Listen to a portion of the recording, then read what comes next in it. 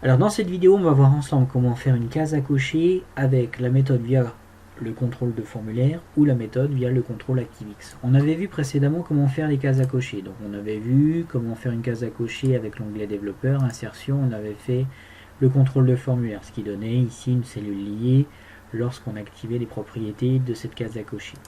Ce que je retrouve ici dans mon tutoriel. Donc en gros on fait une case à cocher et non pas une case d'option. La différence entre les deux, c'est qu'une option, en gros, vous n'avez pas le choix. Si par exemple vous faites un paiement et vous choisissez carte bleue, espèce ou chèque, c'est forcément une des trois. Mais que, en gros, au niveau de la case à cocher, vous allez avoir plusieurs options possibles. Donc vous allez sélectionner contrôle de formulaire, case à cocher. Vous faites un cliquer déposer. Vous avez votre case à cocher. Si vous vous mettez sur le texte, vous pouvez modifier son texte comme ceci. Par contre, si vous sélectionnez clic droit, vous pouvez aller dans le format de contrôle et ici vous avez les propriétés de cette case à cocher. Comme on l'avait vu précédemment, on mettait une cellule liée, par exemple B29, et lorsque l'on retirait les options, la présélection de la case à cocher, lorsque on cliquait dessus, on avait vrai quand c'était coché et faux quand ça l'était pas. Donc voilà l'exemple d'une case à cocher avec le contrôle de formulaire. Pour faire une case à cocher avec l'ActiveX, c'est le même principe. Vous allez aller dans l'onglet développeur, insérer, et dans la partie ActiveX ici, avec la case à cocher. La case à cocher se trouve ici. Vous la sélectionnez, vous la tracez.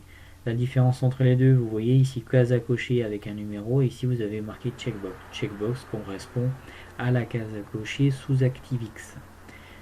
Ensuite, lorsque vous faites un clic droit, vous avez les formats de contrôle, la même chose, sauf que vous n'avez pas la partie comme l'autre avec les propriétés. Donc ce que vous allez ici faire, c'est aller dans propriétés avec le clic droit directement et vous avez les propriétés de la checkbox.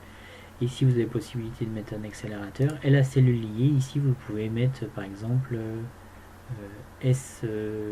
On va mettre S30 comme ceci. Et lorsque vous validez par entrée, vous décochez comme ceci les propriétés, vous enlevez le mode création. Lorsque vous cliquez, vous voyez faux quand c'est non coché, vrai quand c'est vrai. Voilà comment est fait une case à cocher et le principe des cases à cocher avec soit le contrôle de formulaire ou soit avec l'ActiveX. Je vous remercie pour votre attention et je vous dis à très bientôt.